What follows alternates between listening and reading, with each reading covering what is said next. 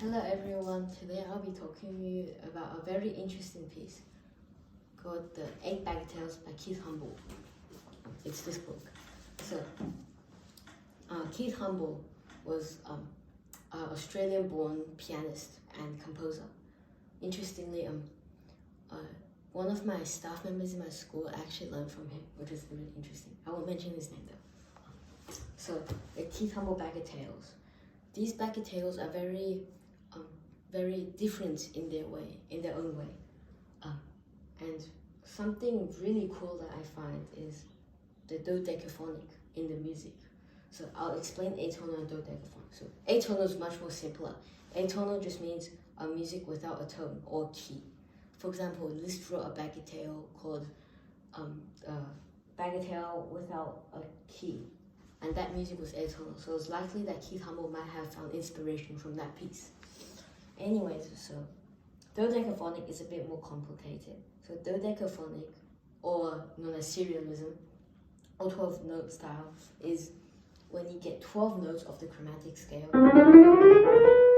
12 notes, ordered in a specific way. You can find this if you have the music. The bagatelle number 4 has... That's probably the 12-note style, and it's preserved throughout the entire piece. But however, in theory, it should be preserved throughout the piece, and the notes cannot be repeated.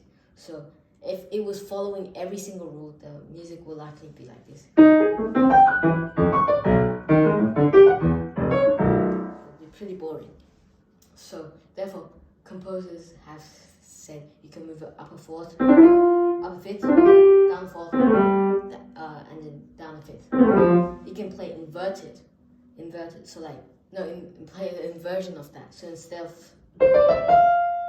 you can play, and then you can also play, you can up a semitone of the inversion. So there's hundreds and hundreds of different combinations that you can use.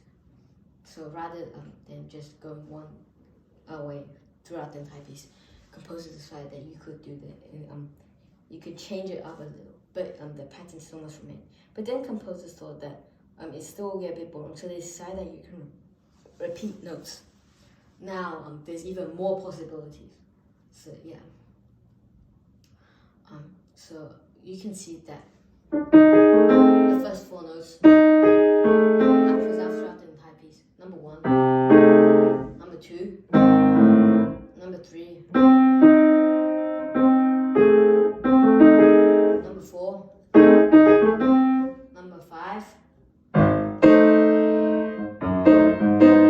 number 6, number 7, number 8.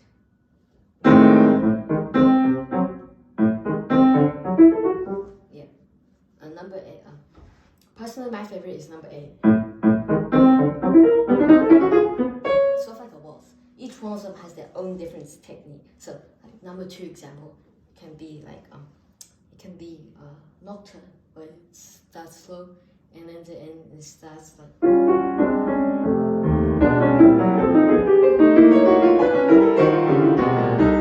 It comes way faster.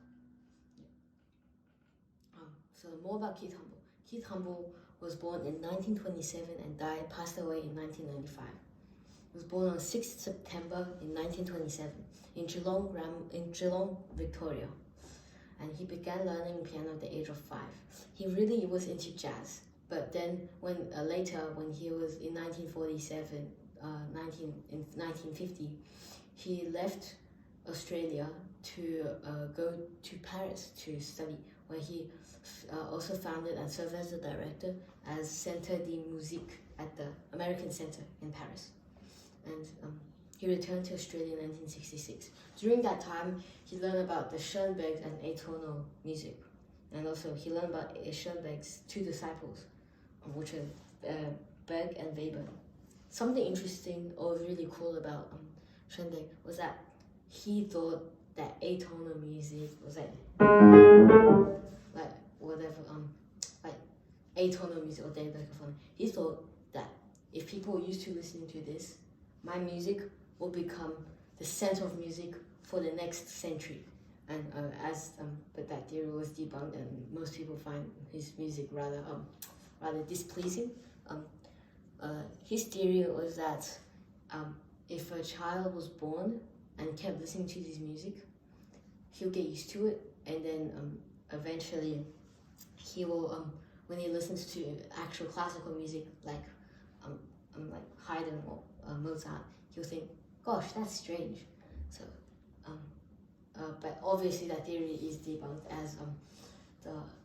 as music has their own sound waves, and those sound waves, if it's dissonant, it doesn't add up.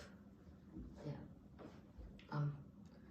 The Bagatelles are set in 8. So bagatelle just means like a small work, not just substantial.